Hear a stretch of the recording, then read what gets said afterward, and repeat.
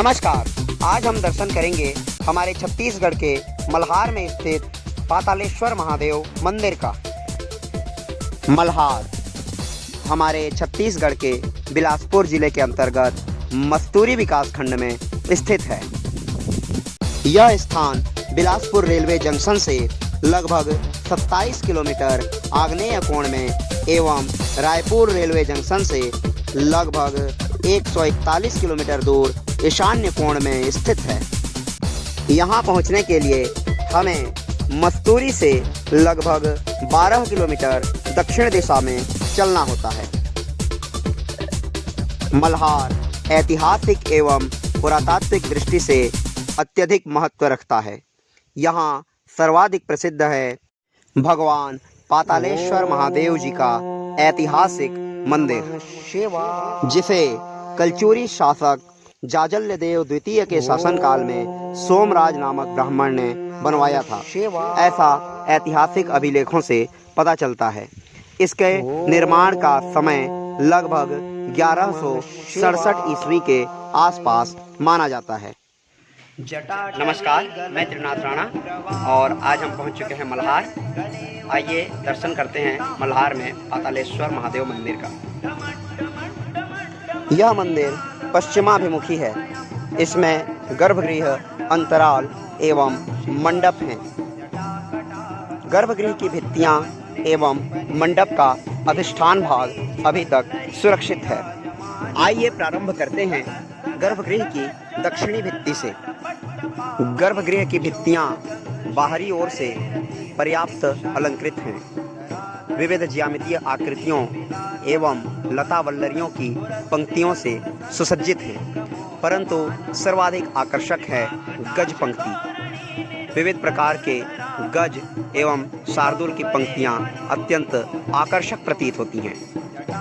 गज पंक्तियों में हाथियों को बहुत ही सुंदर ढंग से तराशा गया है एवं उन्हें पारंपरिक आभूषणों से सजाया गया है। इन गज पंक्तियों के ऊपर शार्दूल पंक्ति है, जिनके मध्य में विविध देव आकृतियां उकेरी गई हैं। ये शार्दूल कुछ शांत एवं कुछ उद्यत मुद्राओं में बैठे हुए हैं। शार्दूल पंक्तियों के मध्य में देव प्रतिमाएं भी खचित हैं।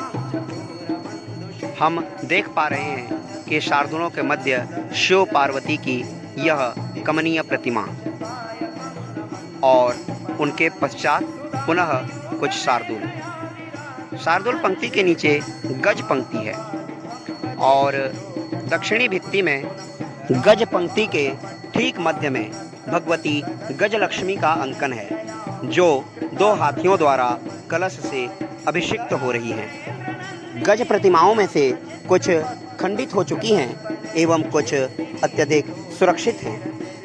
जो प्रतिमाएं सुरक्षित हैं वे देखने में अत्यंत सुंदर हैं।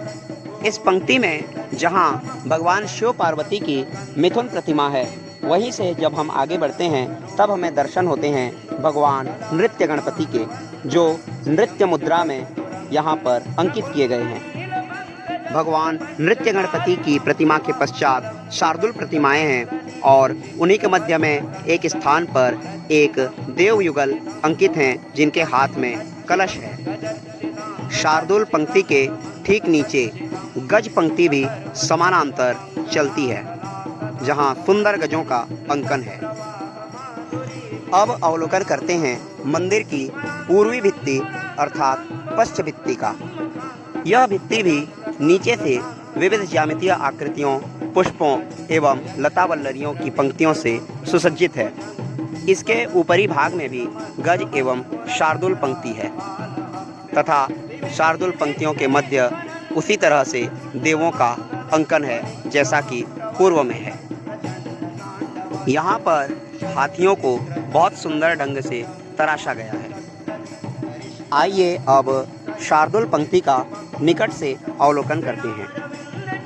शार्दूलों की प्रतिमाओं के मध्य में एक देव प्रतिमा का अंकन है। पुनः कुछ शार्दूल हैं। यहाँ हमें एक विशिष्ट प्रतिमा देखने को मिलती है। यहाँ भगवान गणेश जी को उनकी पत्नी के साथ मिथुन मुद्रा में दर्शाया गया है। भगवान गणपति जी का इस प्रकार का अंकन अन्यत्र दुर्लभ है। अर्थात भगवान गणेश जी को कहीं भी मिथुन मुद्रा में दर्शाया नहीं गया है, परंतु यहाँ यह स्थिति दिखाई गई है। पश्च भित्ति में गज पंक्तियों के मध्य यहाँ भी भगवती गज लक्ष्मी का अंकन है, जो 2 गजों द्वारा अभिषिक्त हो रही हैं। इनके ऊपर भी एक देव प्रतिमा का अंकन है। इसके पश्चात भित्ति में केवल गज पंक्ति ही दिखाई देती है, अर्थात शार्दूल पंक्ति टूट चुकी है। अब अवलोकन करते हैं उत्तरी भित्ति का। उत्तरी भित्ति भी नीचे से ऊपर तक उसी प्रकार से विविध लता वल्लरियों से अंकित है। यहाँ भी ऊपरी पंक्ति गज पंक्ति एवं शार्दूल पंक्ति है। यहाँ पर भगवान कार्तिकेय को मयूर पर आरूढ़ दर्शाया गया है। उनके हाथ विविध आयुधों से सुसज्जित हैं। उनके नीचे गज पंक्ति है। जहाँ पर कोण बनते हैं वहाँ हाथियों के शरीर अलग अलग दिशाओं में, परंतु सिर एक ही दिशा में दर्शाया गया है। भित्ति का निचला भाग अत्यंत सुंदर पुष्पों से अलंकृत है। मध्य में अंतराल व सम्मुख हम देख सकते हैं मंडप का दृश्य। अत्यंत सूक्ष्म अलंकरण यहाँ पर हमें देखने को मिलता है। इस टूटे हुए भाग में भी भूतकाल में कोई प्रतिमा रही होगी। लतावल्लरियों, ज्यामितीय आकृतियों एवं गज शार्दूलादि आकृतियों से यह भित्ति अत्यंत अलंकृत है। मंडप में पहुँचने के लिए 3 दिशाओं में सोपान बने हुए हैं, उत्तर, दक्षिण एवं पश्चिम। पश्चिम दिशा का यह सोपान मुख्य द्वार है तथा इसके पार्श्व में दोनों तरफ भी सोपान बने हुए हैं। यहाँ से हम मंदिर का सम्मुख दृश्य देख सकते हैं। मंदिर के सम्मुख ही शिव वाहन नंदी की अत्यंत सुंदर अलंकृत प्रतिमा है, जो भगवान शिव की ओर मुख किए हुए विराजित हैं। इन्हें विविध प्रकार के अलंकरण से अलंकृत किया गया है, जैसा कि हम देख सकते हैं। नंदी की यह प्रतिमा एक ऊंचे चौकोर चबूतरे पर विराजित है। यह मंदिर के मंडप की दक्षिणी भित्ति है। उसके पश्चात अंतराल एवं तत्पश्चात गर्भगृह। गर्भगृह की दक्षिणी भित्ति का अवलोकन हम पूर्व में कर चुके हैं। इस मंदिर के दक्षिणी भित्ति के पास एक अन्य छोटे मंदिर का आधार भाग भी दिखाई देता है, जिसके भीतर शिवलिंग वर्तमान में स्थापित है। स्थानीय लोग यहाँ भी पूजा पाठ करने के लिए आते हैं। देखने पर ऐसा प्रतीत होता है जैसे 2 जलहरियों के ऊपर एक शिवलिंग रखा हो। मंडप के ऊपर स्तंभों के अलंकृत आधार रखे हुए हैं, जो देखने में अत्यंत सुसज्जित व आकर्षक हैं। गर्भगृह के सम्मुख सबसे नीचे गज पंक्ति है और इस पंक्ति के नीचे गज लक्ष्मी का अंकन है। यहाँ पर यह अंकन असंगत प्रतीत होता है, क्योंकि गर्भगृह में प्रवेश करते समय हमें इन्हें लांघ कर जाना होता है। इनके ऊपर वृष, गज, शार्दूल इत्यादि की विविध सम्मिश्रण युक्त पंक्ति है।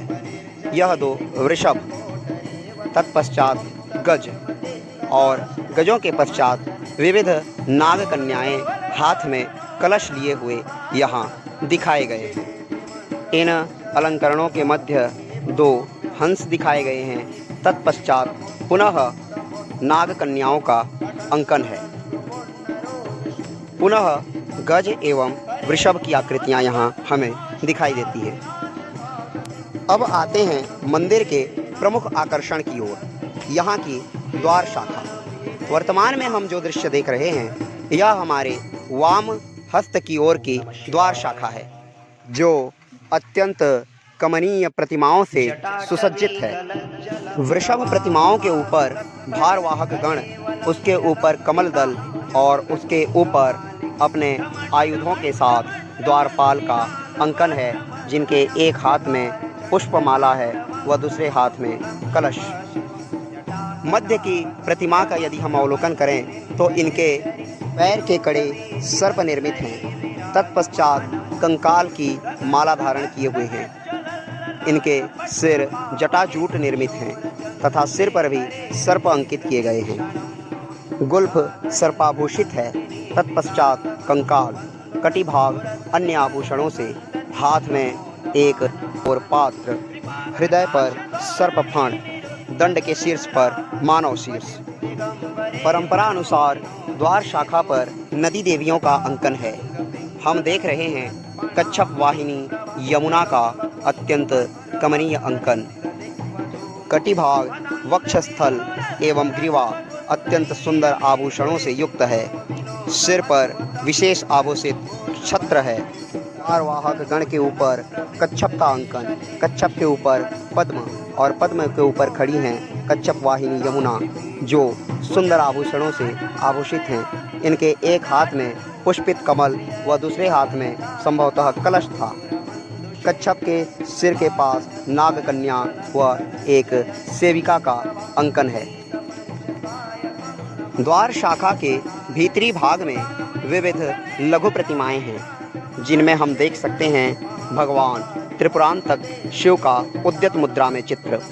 उसके पश्चात भगवान नृत्य गणपति जी के ऊपर शिव पार्वती की अत्यंत सुंदर कमनीय प्रतिमा व उसके ऊपर भी इसी प्रकार की एक प्रतिमा।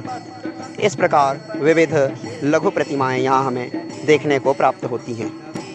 इस प्रकार की लघु प्रतिमाएं हमें दूसरे द्वार शाखा के भीतरी भाग में भी देखने को मिलती हैं। सबसे नीचे भगवती वीणा वादिनी, तत्पश्चात नंदी के ऊपर नृत्य करते भगवान शिव एवं नीचे विराजित माँ पार्वती, उनके ऊपर गणपति एवं उनकी पत्नी का कमनीय मुद्रा में अंकन। उसके ऊपर युद्ध का एक दृश्य हमें देखने को मिलता है। तत्पश्चात नंदी को सहलाते हुए एक युगल और उनके ऊपर शिव व पार्वती की एक और कमनीय प्रतिमा।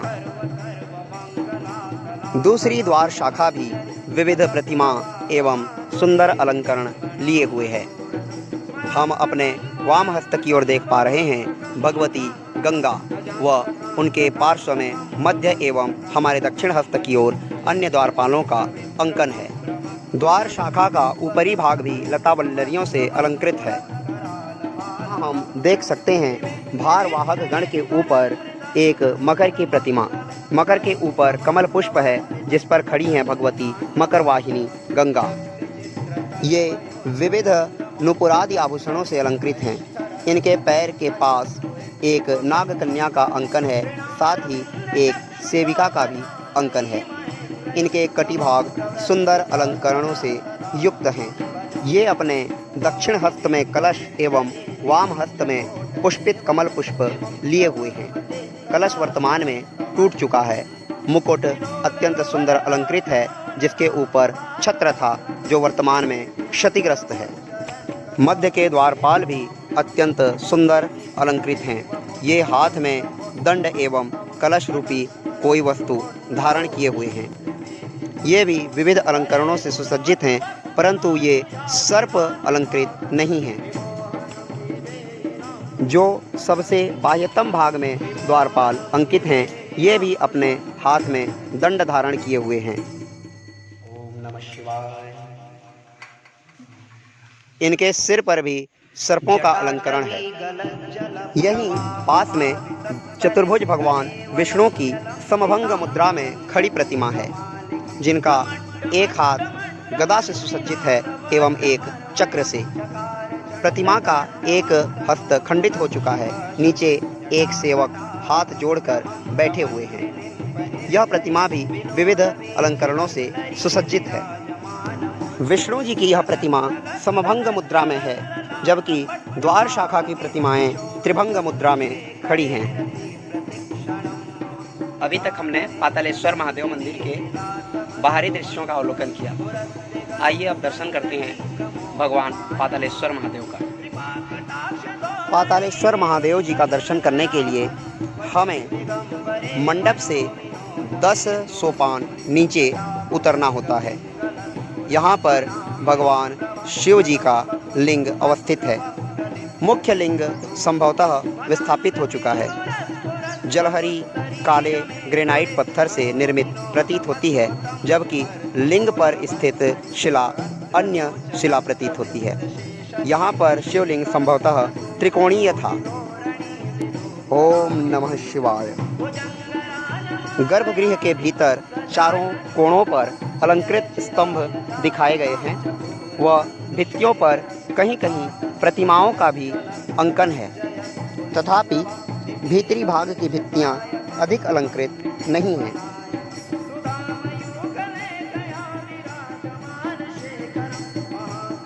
मंदिर परिसर में यत्र तत्र अन्य मंदिरों के अवशेष एवं वास्तुखंड बिखरे हैं। इनमें से कुछ प्रमुख प्रतिमाओं एवं वास्तुखंडों का अवलोकन करेंगे। पातालेश्वर महादेव मंदिर के पास ही स्थानीय नागरिकों द्वारा पूजित भगवान हनुमान जी की प्रतिमा है। यहाँ हनुमान जी की प्रतिमा में एक विशेषता यह है कि इनके हाथ में गदा नहीं है और इनके पांव से असुर मर्दित है। यह प्रतिमा अपने आप में सुंदर, अद्भुत एवं विशिष्ट है। हनुमान जी की इस प्रकार की प्रतिमा इस परिसर में 2 अन्य स्थान पर भी देखने को मिलती हैं। इसके अलावा अन्य सुंदर वास्तुखंड भी हमें यहाँ देखने को मिलते हैं, जैसे गजों एवं युद्ध का यह दृश्य, शिलापट्ट पर पुष्पित कमल एवं एक ही जलहरी पर 68 शिवलिंग का अंकन। यह वास्तुखंड किसी मंदिर के द्वार शाखा का सिरदल है, जिसमें हम देख पा रहे हैं भगवान गणपति जी की प्रतिमा। इसके पश्चात नवग्रह देवताओं का अंकन है और मध्य में किन्हीं देवी का अंकन है। यह प्रतिमा भगवती लक्ष्मी हो सकती हैं।